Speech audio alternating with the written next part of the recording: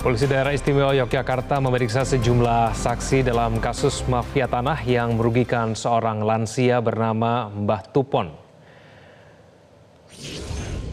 Polda Daerah Istimewa Yogyakarta menerima laporan terkait kasus tanah di Kabupaten Bantul pada 14 April yang lalu. Usai menerima laporan, polisi memulai penyelidikan dengan memeriksa sejumlah saksi termasuk dari pihak pelapor. Penanganan kasus dilanjutkan oleh Ditreskrimum dan polisi memastikan tidak akan mandek.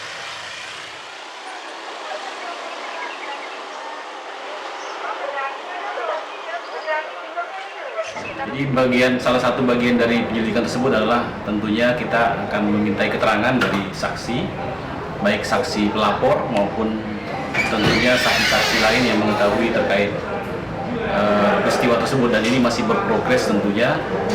Kita akan mengupdate kembali.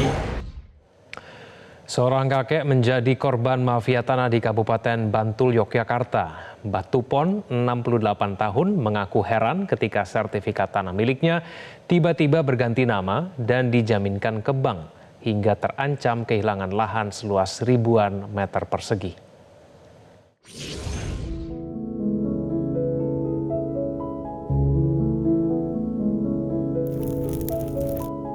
Tupon, atau yang biasa dipanggil Mbah Tupon, warga Ngentak, Bantul, Yogyakarta, heran saat sertifikat tanah miliknya tiba-tiba sudah berganti nama dan dijaminkan ke bank.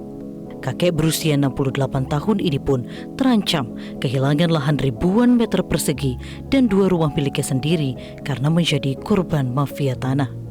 Kasus ini berawal saat lahan milik Mbah Tupon hendak dijual sebagian kepada seorang mantan anggota Dewan Kabupaten Bantul berinisial BR dan ditawari untuk melakukan pecah sertifikat tanah dan turun waris pada 2021 lalu. Namun, setelah ditunggu bertahun-tahun tidak ada laporan hasil turun waris tersebut. Sementara, Mbah Tupon mengaku sudah beberapa kali diajak seorang warga berinisial TR ke sejumlah kantor notaris untuk melakukan tanda tangan berkas tanpa penjelasan. Proses penandatanganan ini terjadi tanpa pendampingan anaknya, padahal Mbah Tupon menderita gangguan pendengaran dan buta aksara. Nah, dalam proses pemecahan itu, selang beberapa waktu kemudian, bapak saya sempat menanyakan ke Bapak BR soal pemecahan itu yang menjadi 4 bagian itu. Kata Bapak BR, ini baru proses, Pak. Tunggu aja dulu. Setelah beberapa waktu kemudian, di tahun 2024, pihak Bank PNM itu datang mengasih tahu kalau